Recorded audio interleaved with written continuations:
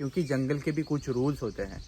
अभी आपको जान से मारने की भी वो धमकी देते हैं। झालेलं आहे तसं. तर आम्ही स्नेक रेस्क्यूज सुरू केले. ऐसे कामों में मतलब जनरली लड़कियां बहुत कम इंटरेस्ट लेती है। सोचती जो आपने ये काम शुरू किया तो म्हणजे बिबट्या मनुष्य संघर्ष किंवा सहजीवन मॉडेल उभं करायचं, एकाच पाड्यावर करायचं आणि त्या पाड्याचं हे एक पाडा म्हणून मॉडेल म्हणून समोर आणायचं. त्यामुळे त्यांनी बिबट्याला आता ऍक्सेप्ट केलेलं आहे. नमस्ते दोस्तों, वेलकम टू न्यू वीडियो। और आज का वीडियो थोड़ा सा अलग होने वाला है क्योंकि मैं आया हूँ चिपलून में, और चिपलून में एक ऑर्गेनाइजेशन है SCRO करके, राइट। तो ये SCRO है, इस पर्टिकुलर पार्ट में बहुत एक्टिव है, और जंगल कंजर्वेशन हो या बर्डिंग रिलेटेड कोई इशू हो या फिर एनीथिंग जंगल से रिलेटेड जो कुछ भी है, तो लोग इनको ही कॉल करते हैं। तो हम डायरेक्टली उनसे ही बात करते हैं, रानी जी से, कि आपके दिमाग में ये चीज़ कैसे आई कि आपको इस तरफ ही जाना है। तर साधारण आम्ही 7वी 8वीत असताना शाळेतून घरी आलो की दप्तर टाकलं की नॅट जिओ किंवा डिस्कवरी चॅनल याच्यावरच्या डॉक्युमेंटरीज बघायचो. तर त्याच्यामध्ये आपण फार इझिली सापाला हँडल करणारे वगैरे असे काही सायंटिस्ट पाहिले, काही डॉक्युमेंटरीज अशा पाहिल्या. आणि नंतर लक्षात आलं की आपल्या भागात सुद्धा सापांची डायव्हर्सिटी भरपूर आहे, सापांचा आढळ खूप चांगला आहे, पण इथे मारण्याचं प्रमाण सुद्धा जास्त आहे. म्हणजे लोक साप दिसला की लगेच मारणं हाच ऑप्शन त्यांना असायचा.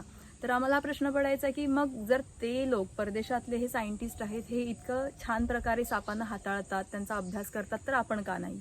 आणि मग हा विचार थोडा वाढत वाढत गेला. आणि मग मी माझा दादा असेल किंवा इवन सदपसुद्धा जिथे राहत होता त्या ठिकाणात तो सुद्धा असं साप ओळखण्यापासून, मग त्यांचा अभ्यास करण्यापासून, ते हाताळण्यापासून ह्या सगळ्या गोष्टी सुरू झाल्या. आणि जेव्हा लक्षात आलं की आपण यांना वाचवू शकतो मारण्याचे इन्स्टिंक्ट, तर आम्ही स्नेक रेस्क्यूज सुरू केले एक 8वीपासून पुढे. तर म्हणजे मी 8वीत असल्यापासून. तर साप वाचवायला जशी सुरुवात केली तसं गावामध्ये कळायला लागलं की अरे ही मुलं ती साप पकडू शकतात. मग जिथे कुठे साप दिसला, घरामध्ये असेल, घराच्या बाहेर असेल, आणि भीतीचं वातावरण असायचं, तर लोक फोन करायला लागले. त्यांना असं वाटलं की हे साप पकडले जाऊ शकतात आपल्या घरातून आणि आपलासुद्धा जीव वाचेल. तर लोक आम्हाला बोलवायचे. आणि हे काम मग हळूहळू एका गावातून दुसऱ्या गावात, मग असं पंचक्रोशीत ह्या गोष्टी पसरल्या की ही मुलं रेस्क्यू करू शकतात. आणि आम्हाला कॉल्सचं हे प्रमाण वाढत गेलं. जैसे हमने एजुकेशन क्वालिफिकेशन बोलते हैं, हां, तो आपका क्वालिफिकेशन के बारे में बताइए। ठीक आहे. तर म्हणजे कसं आपल्याला माहीत नसतं की ह्या क्षेत्रात आलो पण काम करायचे म्हणजे काय. तर तेव्हा काहीच नव्हतं अवेलेबल, असं की गुगल पण फार रेअरली वापरलं जायचं. पण मग मला काही लोकांना भेटल्यानंतर, एक्सपर्ट आहेत काही या विषयातले, त्यांना भेटल्यानंतर कळलं की मी मास्टर्स इन झूलॉजी करू शकते. आणि माझं ते शिक्षण झालेलं आहे. आणि ते होत असतानाच माझा बेडकांमध्ये इंटरेस्ट डेव्हलप झाला होता. तर बेडकांच्या बिहेवियरवर बेसिकली मी काम करते. सोनल जी से मैं एक छोटा क्वेश्चन पूछता हूँ कि ऐसे कामों में मतलब जनरली लड़कियां बहुत कम इंटरेस्ट लेती है या फिर उनको डर लगता है। तो आपके दिमाग में क्या सोचती जो आपने ये काम शुरू किया। ओके. पहिली गोष्ट भीती. साप पकडायला सुद्धा जेव्हा सुरुवात केली तेव्हा कुतूहल इतकं वाढलं होतं त्या प्राण्याबद्दल, किंवा ते जे काही अडचणी दिसत होत्या, समस्या दिसत होत्या समोर, की ते संख्या कधीतरी वाचनात पण असं आलेलं होतं की अशा गोष्टींमुळे त्यांची संख्या घटते, काय जे परिणाम होतात. तर तेव्हापासून वाटत होतं, म्हणजे मग भीतीला ते ओव्हरकम करून गेले ह्या सगळ्या गोष्टी, की ते आपल्याला वाचवायचं आहे, आपल्या ह्या प्राण्यांसाठी, या जंगलांसाठी काम करायचं आहे. आणि नंतर जंगलांची भीती किंवा जंगलात असणाऱ्या प्राण्यांच्या भीतीबद्दल म्हणाल तर मी त्यांच्या प्रेमात आहे फार पूर्वीपासून. तर मग ज्या गोष्टीवर आपलं प्रेम असतं ना, त्याची भीती आपल्याला वाटत नाही. तर तसं, आणि मुळात त्यामागे आपला अभ्यास पण असावा लागतो. तर जेव्हा आपण त्यात वावरतो, जंगलांमध्ये वावरत असतो, तेव्हा त्यांच्या स्वभावाचा अभ्यास होत जातो, हळूहळू कळत जातात गोष्टी, आणि त्यानुसार आपलं मग तिथे वावरणं ह्याच्यामध्ये थोडीशी मॅच्युरिटी येत जाते. तर भीतीला ओव्हरकम करण्यासाठी महत्त्वाचा अभ्यास आहे. आणि त्यानंतर सगळ्यात जास्त महत्त्वाची गोष्ट आहे की आपल्याला ते काम करण्याची जिद्द पाहिजे. तर ती जिद्द होती पहिल्यापासून, त्यामुळे मला ती भीती नाही राहिली तशी. मला आदरयुक्त भीती कायम आहे. मला माहिती आहे की अमुक वेळेला जर मी ही चूक करते जंगलात वावरताना, तर मलाही त्याचा फटका बसू शकतो. तर ते फक्त आपण काळजी घेतली तर त्या गोष्टी, हाँ, वो स्टडीज के साथ ही आपको पता चलेगा। अभ्यास फार महत्त्वाचा. हाँ, अभी मैं जा रहा हूँ सदफ जी के पास। नमस्कार, माझं नाव सदफ कडवेकर. आता तर राणीनं बऱ्यापैकी सांगितले बॅकग्राऊंड, तर त्याच पद्धतीनं आम्ही मिळून काम सुरू केलं आहे. दुसरी गोष्ट की माझं जे क्वालिफिकेशन आहे हे म्हणजे ग्रॅज्युएशन झालं आहे माझं. ग्रॅज्युएशन झाल्यानंतर आम्ही संस्था सुरू केली आणि संस्था सुरू केल्यानंतर आम्ही जे संस्थात्मक कामं सुरू केली ती जशी राणीनं सांगितलं त्या पद्धतीनं.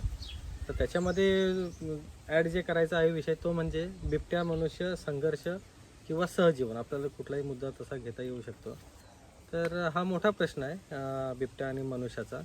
तर जर आपण बघितलं तर शहरामध्ये असेल किंवा गावामध्ये असेल तर समजा बिबट्या CCTV मध्ये जरी दिसला तरीसुद्धा दुसऱ्या दिवशी पेपरमध्ये बातमी असते, व्हॉट्सअप फॉरवर्ड असतं, फेसबुकला बातम्या असतात की बिबट्या दिसलेला आहे आणि दुसऱ्या दिवशी हल्ला होणारच आहे. ते शेअर केल्यामुळे लोकांना काय की एका माणसानं बघितलेलं असतं आणि ते शेअर झाल्यामुळे अख्ख्या गावाला कळतं आणि गावाला कळल्यामुळे होतं काय की लोकांना असं वाटतं की या भागामध्ये बिबट्या आणि तो दुसऱ्या दिवशी हल्ला करणारच आहे असं लोकांचा समज होता. म्हणजे हा गैरसमज आहे. व्हॉट्सअप स्टेटसला पण लोक ठेवतात लगेच इकडे होतं असं. हल्ला तर होत नाही असा काही, पण लोकांना भीती निर्माण होते आणि लोकांच्या मनामध्ये ही जी भीती असते चुकीची, त्या भीतीमुळे होतं काय की लोक वन विभागाला मागणी करतात की वन विभागाच्या बाबतीमध्ये चुकीच्या बातम्या लिहितात की वन विभाग झोपलेला आहे का, त्याला काही कळत नाही का, इथं आमच्याकडे बिबट्या आलेला आहे, आम्हाला त्रास करेल, आमची लहान मुलं आहेत, आमच्याकडे गुरं आहेत, आमची पाळलेली बकऱ्या वगैरे आहेत, तर ह्यांना आम्हाला नुकसान करेल बिबट्या किंवा आमचा जीव जाईल. तर वन विभागाने त्याला पिंजरा लावून ते पकडून घेऊन जावा आणि कुठं त्यांच्या जंगलामध्ये कुठेही सोडावं. तर हे जे चुकीच्या गोष्टी आहेत ना ह्या गोष्टी होऊ नयेत म्हणून आम्ही त्यासाठी काम करतोय. जंगलात राहणारी जी लोक आहेत जी वर्षानुवर्ष जंगलामध्ये राहत आहेत, मग त्याच्यामध्ये कातकरी समाज असेल किंवा मग धनगर समाज असेल, तर ह्यांना सोबत घेऊन जर आपण काम सुरू केलं तर ते जास्त प्रभाव होऊ शकेल. पण आता आमच्याकडे आम्ही 150 पाड्यांवर जर काम करतो तर आम्हाला प्रत्येक पाड्यावर जाऊन बिबट्याची माहिती सांगणं किंवा प्रत्येक पाड्यावर जाऊन तिथे आपण काहीतरी वेगळा उपक्रम करणं, त्याच्यामध्ये मेहनत जास्त, खर्च जास्त, हे सगळं होणार. त्यापेक्षा एक मॉडेल उभं करायचं, एकाच पाड्यावर करायचं आणि त्या पाड्याचं हे एक पाडा म्हणून मॉडेल म्हणून समोर आणायचं. हे बाकीच्या पाड्यांनी पण त्याचा एक आदर्श घेतला पाहिजे आणि गावातल्या लोकांनी पण त्याचा आदर्श घेतला पाहिजे. किंवा ही धनगर लोक असतील किंवा ही कातकरी समाजाची लोक असतील तर ही जंगलामध्ये बिबट्यासोबत राहत आहेत. बिबट्या यांच्या घरामध्ये येतो, बिबट्या झोपलेला असतो आणि त्यांच्या बाजूला झोपलेले कुत्रे असतील किंवा मग मांजरं असतील यांना पकडून जर घेऊन जातो बिबट्या आणि तरीसुद्धा माणसाला काही करत नाही, तर मग गावामध्ये नुसतं जर फिरत असेल, कुठेतरी पाणी प्यायला आलेला बिबट्या असेल तर तो माणसाला काही त्रास देईल ना. आपण उदाहरण सेट केलेलं आहे. तर त्याच्यामध्ये आता तुम्हाला सांगायचं झालं तर कुंभारली घाटामध्ये भाटा म्हणून धनगरवाडा आहे, कासार खडक म्हणून धनगरवाडा आहे, चिराटी म्हणून धनगरवाडा आहे किंवा वाघेरे म्हणून आम्ही त्याचं नामकरण केलं आहे. त्याचं नाव वेगळं होतं, कातकरी पाडा म्हणून बोलायचे, पण तिथे बिबट्या येतो आणि तो बिबट्या त्यांच्या घराच्या आजूबाजूने फिरत असतो, लोकांना काही प्रॉब्लेम नाही, त्या लोकांनी त्या बिबट्याला एक्सेप्ट केलेलं आहे. तर त्यामुळे त्या पाड्याचं नाव आपण वाघेरी केलं आहे. किंवा एका पाड्यावर सांबरं भरपूर प्रमाणामध्ये येतात म्हणून त्याचं नाव आपण बदलून सांबराई केलेलं आहे. की बिबट्या असो, अस्वल असो, गवा असो, डुकरं असो, कुठलेही प्राणी असो, जोपर्यंत आपण माणूस त्यांना त्रास करत नाही तोपर्यंत ते आपल्याला काहीच करत नाहीत. राईट. हां, ही जी माहिती आहे किंवा ही जी आम्ही जनजागृती करतोय ही लोकांपर्यंत पोहोचली पाहिजे, हा आमचा उद्देश आहे. आणि त्यामुळे बिबट्या मनुष्य सहजीवन आणि संघर्ष हा जो विषय आहे त्याच्यामध्ये आम्ही काम करतोय. दुसरी गोष्ट त्याच्यामध्ये जर सांगायची झाली तर अशी की गावातली लोक शिकार करतात जंगलात जाऊन. गावातली लोक किंवा गाडीवाले, ट्रक ड्रायव्हर वगैरे असतील तर घाटामध्ये जेव्हा गाड्या त्यांच्या बंद पडतात तेव्हा आगी लागतात किंवा काही लोक जाणून बुजून आगी लावणारी असतात आणि जंगलतोड. ह्या तिन्ही गोष्टीमुळे होतं काय की जंगलातले शाकाहारी प्राणी जे आहेत ना हे पूर्णपणे संपतात, नष्ट होतात. आणि ह्या ज्या वेळेला नष्ट होतात त्यावेळेला बिबट्याला खाण्यासाठी जंगलामध्ये शाकाहारी प्राणी शिल्लक नसतो. बिबट्याला ज्यावेळेला खायला काही मिळत नाही किंवा पाणी मिळत नाही त्यावेळेला तो आपोआपच जवळचं ठिकाण जंगलातलं कुठलं असेल तर ते धनगरवाडा असेल किंवा कातकरी पाडा असेल तर त्या ठिकाणी तो जातो, तिथली मिळेल ती जनावरं तो मारतो आणि मग त्याची जी भूक असेल किंवा ताण असेल ती भागवतो. पण ह्या सगळ्या गोष्टीमुळे नुकसान कोणाचं होतं तर धनगर समाजाचं किंवा कातकरी समाजाचं होतं. आणि यांचं नुकसान झालेलं आहे, हे नुकसान आपल्याला त्यांना भरून द्यायचं आहे. तर त्यासाठी आपण त्यांना बेसिक काही असेल ती मदत करतो आणि किंवा ते जे जनावरांचं मारलेलं आहे तर जनावरांची नुकसान भरपाई त्यांना मिळवून देण्यासाठी आपण वन विभागासोबत मिळून काम करतो. आणि वन विभाग जे आहे ते त्यांना 70% नुकसान भरपाई 2 महिन्यामध्ये मिळवून देतं. की पूर्वी हे सगळं भरपाई मिळवायची, म्हणजे लोकांना माहीत होतं पाड्यावरच्या की अशी नुकसान भरपाई मिळते, पण ती मिळवण्यासाठीचं स्ट्रगल खूप मोठं होतं की ते प्रकरण करा, 4-5 फेऱ्या मारा, फोटो काढताना जर मालक त्यात नसेल तर परत फोटो काढा, तो जनावर जिथे मारलं असेल कडेकपारीत ते शोधायला जा, हे सगळं करून त्यांच्या 4-5 जेव्हा फेऱ्या चिपळून ते परत पाडा असं व्हायचं, तेव्हा त्यांचा जवळजवळ 3 ते 4 हजार खर्च असाच झालेला असायचा आणि मग नुकसान भरपाई किती मिळणार. त्यामुळे ते गिवअप करू लागले की आता आपल्याला नुकसान भरपाईच नको आहे आणि बिबट्या पण नको आहे. पण मग आता ते काम आपण संस्थेतर्फे किंवा सदफ पर्सनली त्यांनी कधीतरी ते सुरू केलं होतं आणि त्याचा परिणाम असा आहे की आता पाड्यावरचे प्रत्येक जण असं काही जर घडलं, बिबट्याने कुठलंही जनावर मारलं त्यांचं दुखतं की ते प्रकरण करतात, नुकसान भरपाई मिळवतात आणि आता त्यांना त्यामुळे बिबट्याचं असण्याचं काही अडचण नाही आहे. त्यामुळे त्यांनी बिबट्याला आता ॲक्सेप्ट केलेलं आहे असं. जब आपने ये काम शुरू किया, मतलब आपको जंगल बचाना है या फिर हंटिंग के अगेंस्ट आप जो काम चल रहा है, तो इन कामों में आपको कुछ दिक्कत आई क्या, मतलब लोगों से, गांव वालों से, या फिर कुछ लोगों को अभी भी एक्सेप्ट नहीं है हंटिंग जो वो कर रहे हैं? म्हणजे त्रास भरपूर झाला. सुरुवातीला सुद्धा त्रास झाला आणि आजही त्रास होतो. की लोकांचं काय असतं की लोकांना असं वाटतं की ह्या गावामध्ये जे आम्ही पूर्वीपासून राहतोय, तर ह्या ठिकाणी तुम्ही जंगल संवर्धन म्हणजे काय करणार आहे, त्याची काही गरज नाही आहे. आम्हाला शिकार करायची तर आम्ही करणार आहे, आमच्या जंगलामध्ये तुम्ही फिरायचं नाही, असे लोक सरळ सरळ धमकी देतात. इतकंच नाही, घाटामध्ये आम्ही कुठे फोटोग्राफी जरी करत असतो तरीसुद्धा घाटामध्ये थांबवतात गाड्या आणि आम्हाला सांगतात की इथे तुम्ही काय करताय, इथे काय करू नका, तुम्हाला काय करायचं ते बाहेर जाऊन करायचं, इथे काहीच कामं करायची नाहीत. धनगर समाजाची लोक असतील, कातकरी समाजाची लोक असतील, ही जंगलामध्ये कशा पद्धतीनं राहत आहेत, पूर्वीपासून राहत आहेत याची माहिती घ्यायची असते. तर यासाठी आपल्याकडे काही लोक येत असतात अभ्यास वगैरे करण्यासाठी. तर या शिकारी लोकांचं असं असतं की जर अशी लोक येतील तर आमची माहिती शिकार करतो आम्ही ती लोकांपर्यंत बाहेर पोहोचणार आणि आम्हाला त्याचा त्रास होणार. तर तुम्ही मुंबई पुण्याची लोक आमच्याकडे आली नाही पाहिजेत, तुम्ही घेऊन जायचं नाही. आणि जर तुम्ही घेऊन जाणार असाल तर मग आमच्या गावातली मुलं किंवा आमची माणसं तुमचं म्हणजे काय तुमची अवस्था होईल तर ती म्हणजे थोडक्यात त्याची जबाबदारी आम्ही आपको जान से मारने की भी वो धमकी देते हैं? झालेलं आहे तसं. बऱ्याच Okay. वेळेला झालं. तो अपने ग्रुप में अभी अपने ऑर्गेनाइजेशन कितने एक्टिव मेंबर्स हैं फिलहाल? तसे बरेच आहेत, म्हणजे आपले अगदी कर्नाटकपर्यंत वगैरे आपली अच्छा. संस्थेतली मुलं आहेत की जी काम त्यांच्या लेवलला करतात, पण ऍक्टिव्हली काम आपलं आता ह्या भागामध्ये हाँ, सुरू आहे, actively. रत्नागिरी जिल्हा. ये दोनों को रिक्वेस्ट रहेगा कि हमारे जो कोई भी व्यूअर्स आज देख रहे हैं उनके लिए आप क्या मैसेज देना चाहते हो?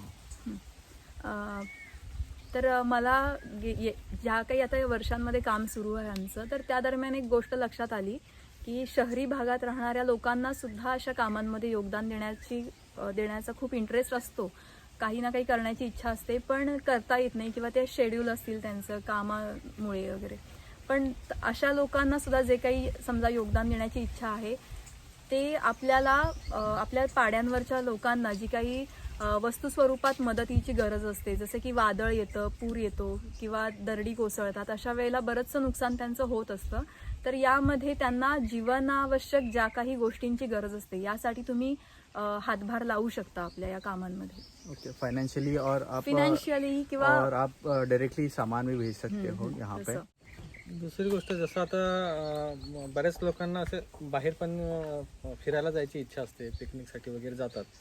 तर तशा ठिकाणी जर त्यांना कुठेतरी बाहेर जायचं आहे तर ते जर पाड्यांवर आले, पाड्यांवरची त्यांनी माहिती घेतली, त्यांची संस्कृतीची माहिती घेतली, ते राहतात कसे याची जर माहिती घेतली, तिथले पक्षी असतील, सुंदर पक्षी आहेत बघायला मिळतात, प्राणी आहेत ते बघायला मिळतात, तिथलं जंगल वेगळं आहे ते बघायला मिळतं, वातावरण वेगळं आहे ते बघायला मिळतं. तर ह्या ज्या गोष्टी आहेत ह्या गोष्टी जर त्यांना जर अनुभवायच्या असतील तर ते पाड्यांवर येऊ शकतात, राहू शकतात आणि त्याच्यामध्ये त्यांचं काय असेल ते राहण्याचे किंवा जेवणाचे काही चार्जेस वगैरे असतील हे जर त्यांनी त्या लोकांना पे केले तर तेवढाच थोडासा त्यांना हातभार लागतो. कारण काय हातभार. यांच्याकडे उत्पन्नाचं साधनच काही नाही आहे. म्हणजे धनगर समाजाचं उत्पन्नाचं साधन जर तुम्ही बघितलं तर फक्त दूध आहे आणि पावसाळ्यासारखी किंवा वादळासारखी जेव्हा परिस्थिती येते त्यावेळेला त्यांची गुरं असतील किंवा वासरं असतील हे वाहून जातात आणि मग त्यांना दुधाचा मोठा प्रश्न निर्माण होतो. दुसरी गोष्ट, जी नदी आहे ही नदी वाशिष्ठी नदी आमच्याकडे आहे, तर त्या वाशिष्ठी नदीमधलं सगळं जे दोह वगैरे होते हे सगळे भरले गेले, त्यामुळे जे मासे वगैरे होते हे मासे पूर्णपणे कमी झाले. म्हणजे काय जी लोक पहिल्यांदा 10-10 किलो मासे विकायला यायची त्यांच्याकडे आता साधे 1 किलो मासे मिळत नाहीत त्यांना पकडण्यासाठी. आणि हे अवस्था जे नदीच्या किनारी राहणारे कातकरी समाज आहे त्यांच्यासाठी जे आहे आणि त्यांच्या हा जो नुकसान झालेला आहे हे नुकसान भरून काढण्यासाठी आपण जर अशा पद्धतीने काही काम केलं, त्यांना जर हातभार आपण लावला, तर ते जंगल संवर्धनासाठी आपल्यासोबत अजून ॲक्टिव्हपणे काम कायम करू शकतात. राहू शकते. तो दोस्तों इनका जो काम है सिर्फ जंगल के लिए नहीं है, जो जंगल में रहने वाले आदिवासी जो हमारे लोग हैं उनके लिए भी हो रहा है.